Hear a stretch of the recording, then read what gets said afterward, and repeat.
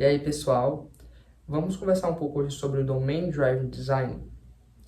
Ele é uma abordagem de desenvolvimento de software que busca priorizar os conhecimentos de negócio acima dos conhecimentos técnicos. Isso significa dizer que é preciso entender profundamente como é que funciona um negócio e como ele é estruturado para desenvolver a solução. Para isso, nessa abordagem, o espaço do problema do negócio é chamado de domínio. Então, é preciso entender a lógica do domínio para que consiga construir de maneira mais eficaz essa solução. Para isso, existe uma criação de uma linguagem ubíqua antes do desenvolvimento, que é uma linguagem que vai ser utilizada como base para o desenvolvimento do sistema. Essa linguagem é uma intersecção, né, entre a linguagem do negócio e a linguagem de desenvolvimento de software. Ela não vai ser limitada apenas à conversa da equipe, mas essa linguagem ela é uma linguagem compartilhada e vai refletir diretamente também no código e no modelo de banco de dados. Falando em modelo, existe para arquitetar como é que é estruturado esse problema, esse domínio, um modelo dentro dessa abordagem. Não é um modelo como o modelo UML ou o modelo de banco de dados. Esse modelo é uma ferramenta visual que vai abstrair aquele problema do negócio para conseguir entender como é que vai ser solucionado. E para isso existem os contextos delimitados. Dentro de sistemas complexos, né, e que existem negócios que exigem um sistema complexo, é preciso dividir para conquistar, né, o que é bem comum dentro de desenvolvimento de software. Os contextos delimitados, eles são barreiras, né, fronteiras físicas e lógicas que vão dividir, né, aqueles problemas em pequenas partes para ser implementado no sistema. Então, um modelo ele vai refletir o espaço do problema e os contextos delimitados, o espaço da solução. Para entender como funcionou o fluxo dessa abordagem, é dividida em duas fases: a fase estratégica e a fase tática. Na fase estratégica, ela representa a visão macro para o desenvolvimento do software.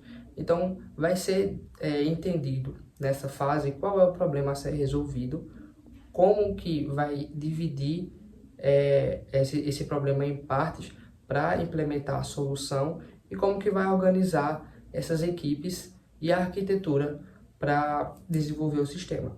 Então, na primeira subfase, existe o mapeamento do espaço-problema, que é justamente a criação desse modelo, né? Entendendo, assim, o problema a ser resolvido como o domínio. O domínio ele é dividido em 3 subdomínios, né? Que é justamente onde vai ser entendido as funcionalidades a ser desenvolvidas no sistema, e ela é dividida em 3 subdomínios para entender qual é as funcionalidades que tem mais prioridade e qual é que vai ser alocado mais recurso para o desenvolvimento. Então, a principal, né, o subdomínio principal vai ter as funcionalidades que diferenciam aquele negócio, que torna aquele negócio único. Então, ela vai ter uma devida importância no desenvolvimento. Normalmente é nesse subdomínio onde as equipes mais especializadas irão entrar para trabalhar nessas funcionalidades. No subdomínio de suporte, que é o que fica abaixo do principal, existem as funcionalidades que são importantes para o sistema e para o negócio, mas que não diferenciam como único, né? Não tornam um negócio único, né? Por exemplo, autenticação.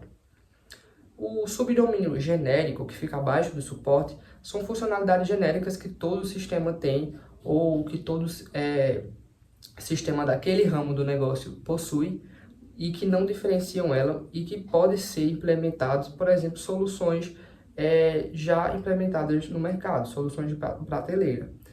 Então, é entendido esses subdomínios como uma estratégia para priorização das funcionalidades a serem desenvolvidas.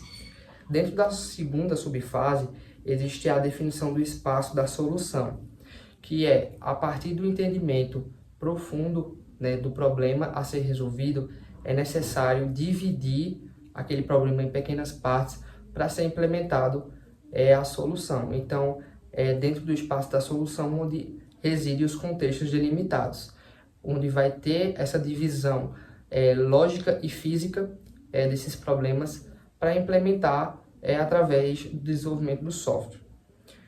A terceira subfase tem um mapa de contextos, onde ele vai ser uma ferramenta visual estratégica para entender como é que foram criados esses contextos delimitados e como é que eles vão conversar.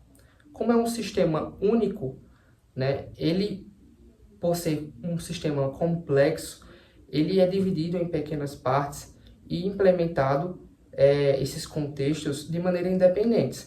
Porém, esses contextos podem conversar um com o outro para poder trocar dados e é preciso entender como que isso vai ocorrer sem ter uma poluição na linguagem, né? Um determinado contexto pode ter uma linguagem específica de outro, mesmo sendo no mesmo sistema. E para que não ocorra essa confusão dentro dessa complexidade toda, é necessário ter esse mapa de contextos para conseguir entender como que isso vai conversar, né? Como que isso vai se comunicar. Na quarta subfase, existe a organização de equipes e a arquitetura que vai ser utilizada para o desenvolvimento do sistema. Na fase tática, é a fase de implementar a estratégia e os contextos delimitados. Ou seja, é a fase onde vai ter a mão no código, é onde a equipe vai começar a desenvolver o sistema. Isso não necessariamente ocorre de maneira linear, tanto que na fase tática podem haver momentos onde precisa se voltar para a fase estratégica para fazer alguns ajustes. Esse modelo ele tem natureza evolutiva, ou seja, exige essa conversa entre as duas equipes, mas que dentro da fase tática pode ocorrer mudanças no modelo, por exemplo, ou em contextos delimitados. Enfim, eu falei um pouco aqui de maneira resumida sobre o Domain Driven Design e a gente precisa entender que é uma abordagem de desenvolvimento de software que tem como um dos principais benefícios um alinhamento estratégico, né, entre as equipes que vai participar do desenvolvimento para que aquele software não fuja das regras de negócio, né? Além de ter uma ótima gestão de complexidade, quando a gente lida com sistemas grandes, né, que precisam de diversas funcionalidades, comunicação com diversas APIs, né, e ter uma integração muito boa, né, desses sistemas de maneira clara, né, através de uma linguagem que sustenta e é utilizada como base para evitar falhas de comunicação.